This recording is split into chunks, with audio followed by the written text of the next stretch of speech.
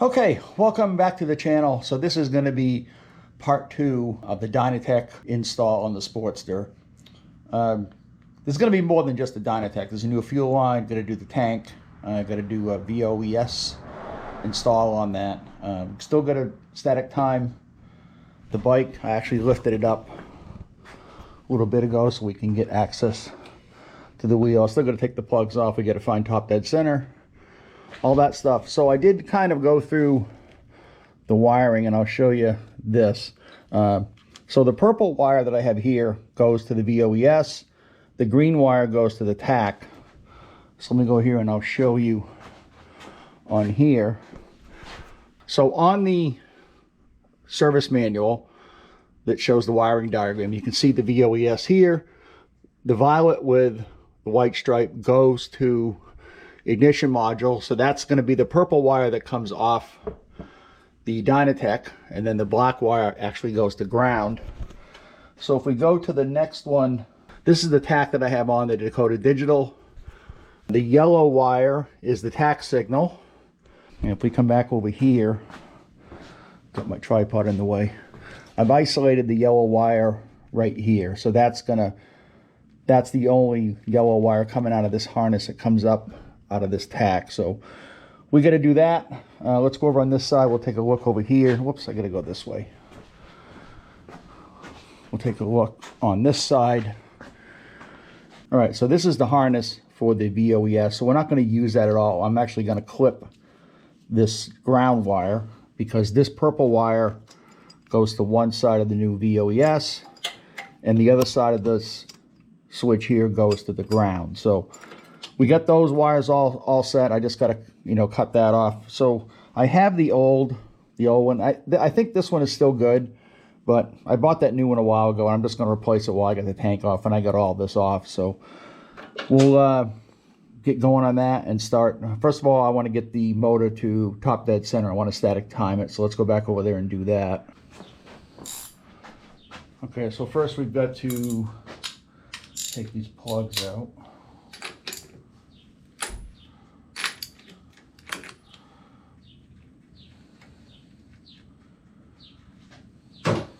So I took the shovel and the Springer out today. They both work fairly well. I think I've got an intake leak on the Springer though, because I keep getting backfiring when I'm deaccelerating, so we're going to have to address that. All right, so let's get this up into high here. All right, so put your finger on the #1 cylinder, and when you bring this, okay, so if you see in there's a vertical line, which is the timing mark. So that means the front cylinder is at top dead center. So I think that's pretty close. Maybe to bump it just a little. It's hard to bump that the way you need it, but probably right there is good. So we go back over here. We can verify it by taking chopstick, and it's going right. It's right there. You can see it's not going down at all. So this piston is at top dead center. So now we've statically timed the Sportster. Okay, so on this wire here, it looks like I'm probably going to have to cut and solder this because I don't think I have a connector that's small enough for this. This looks like it's 18 gauge, maybe even 20 gauge. And I don't know if I have any connectors that are that small, so I'm probably going to have to cut this and maybe wire this into it. But let's go on the other side, and then we'll do the VOES. Okay, so I'm just going to cut this pigtail. I don't need it. We're not going to use the purple wire because that's going back to the old switch. So I'm just going to cut this purple wire off here. And the only one we're going to use is the black. So I want to trim this down a little bit.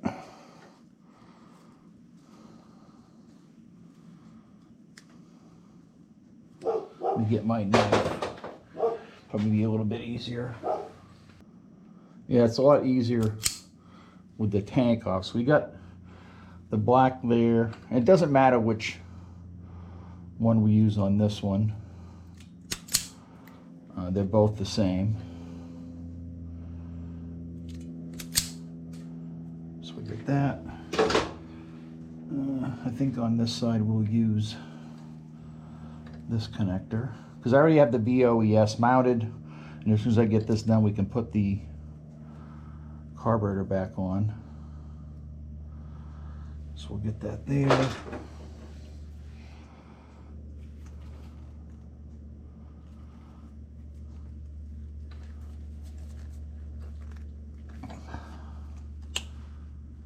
So that's good and tight there.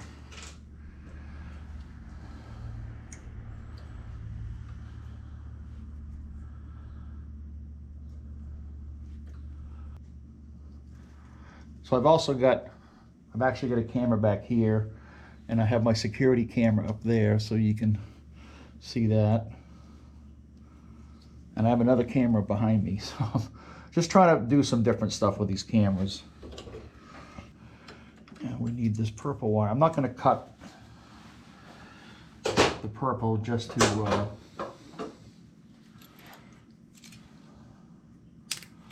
in case I ever need that again. I don't want to have to cut these wires, but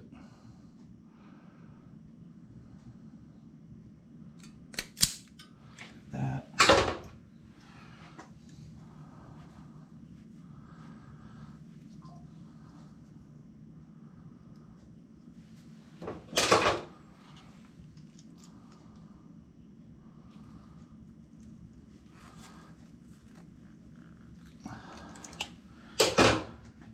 All right, so purple goes to one of these.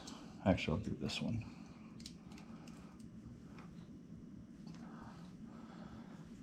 Then the other one goes to this ground.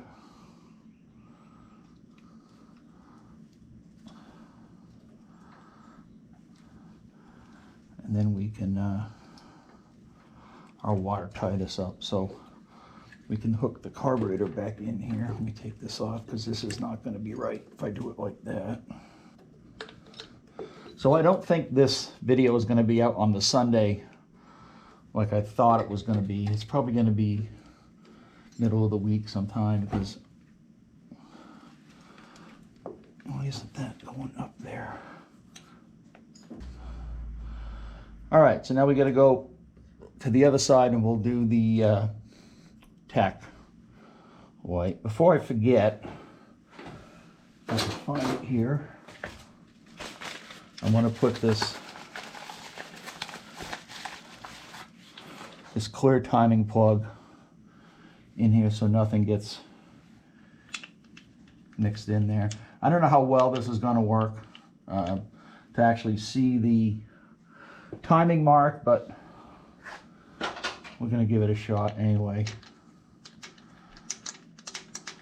I mean, it still might leak out of here, but at least it won't be spraying out anywhere. So,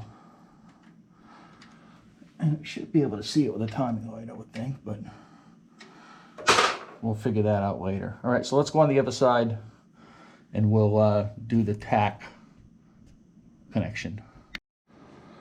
All right, so I do have a couple connectors that will probably work, but I'm going to have to wrap this in electrical tape because once you connect these, they're not insulated, so I'll have to do something with it. Let me get my connectors over here.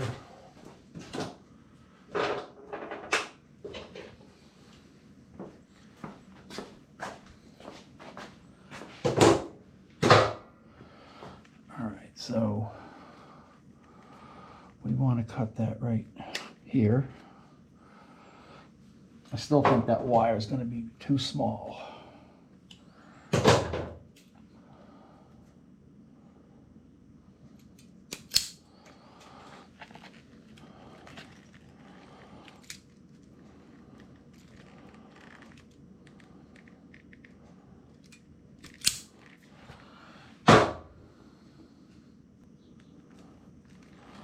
Get some more. I'm not a big fan of doing this with electrical tape, but I don't really have a choice. If I remember right, when I originally put that tack on, I did it with electrical tape, and it seems to, damn it, seems to have been fine for 20 years, so. Okay, so now we're ready to set some of the switches. So switch number 1, we're going to leave off because that's normal. Switch 2 and 3, we're going to, it says proper advance curve will be determined by the level of engine modification, weight of bike and rider, gasoline, octane rating, air temperature. Start with curve 2, which is similar to stock curve. If you experience any pinging, try curve 3. All right, so we want to do curve 2. So switch number 2 is on, switch number 3 is off. Rev limiter, we're just going to do the stock motors. 4 and 5 is off. And 6, we have dual fire off. So the only one that we have to turn on is switch number 2 for curve 2.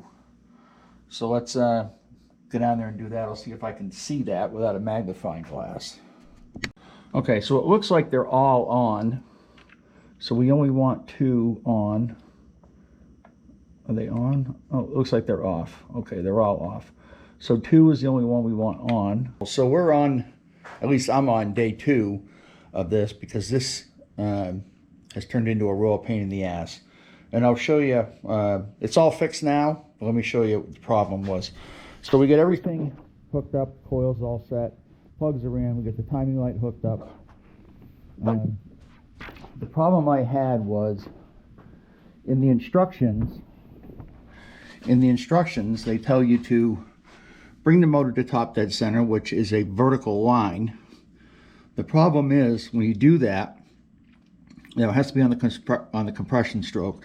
They don't tell you what model years to do it. So I'm trying to do this. I could not get this cup to line up with this Dynatek when I did that.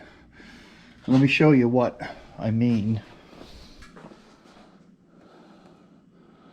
So if you see this cup, this is what's in the timing cup. So let me show you the example of here. So here's the original module. When this piece here passes these breaks in this cup, that's what sends the signal to fire the plugs. So this cup here is supposed to be, you know, when you put it in, it's supposed to be like that against the module. Now, they tell you on this to set the top dead center compression stroke on the front cylinder, which I did. That cup would not line up with this. Now on the Dynatek there's 2, and it wouldn't line up in either one. So what I had to do was I actually had to use the front cylinder advance mark, which is 95, 96 to 98 domestic, the 2 timing dots. And once I did that, it seemed to time fine. But they don't seem to tell you that in the instructions. They just say to go by the vertical timing mark. I've spun the engine around several times, making sure it was on the compression stroke. Could not ever get this module to line up with that cup. It just would not work. So when I did it with the 2 dots, I know there's no dots in there now, but I'm going to start the motor up in a minute.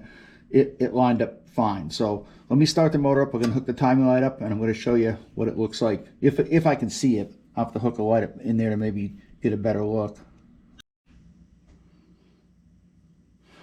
All right, so I'm using a auxiliary battery, so that way I get a good voltage. I won't get pulses from the stator. In other words, when I'm doing the timing. So, oops, let's move that. My tripod's squeaking. So we'll move it right back up to here, and get this under here for now. So you can see the mark is going to be in here. So let me start. I turned the idle down on this, so I'm hoping that I don't have to go back up with it, but let's try it out and see what it does. If I turn the key on. You can just see the timing mark. Whoops, let me give it some gas.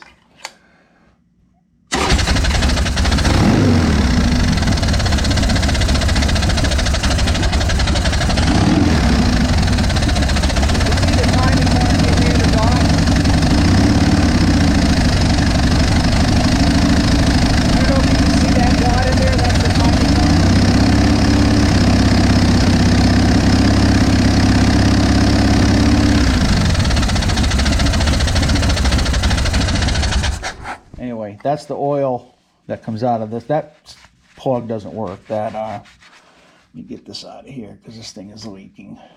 The that clear plug doesn't work. So we'll all right, so that's it. That's the timing.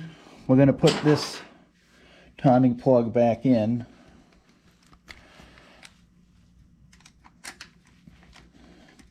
Oh, let me move the camera out of here. So we'll put that back in. All right. And we're all set with timing. I might have to tweak this a little bit, but I'm going to take it out on the road as soon as I put the tank back on, and maybe adjust the timing just a little bit more on it. Okay, so we got the timing plug back in, and you're right, you know, oil kind of goes everywhere when you do this, but I might have to tweak it a little bit more, but it sounds pretty good. Oops, turn it on.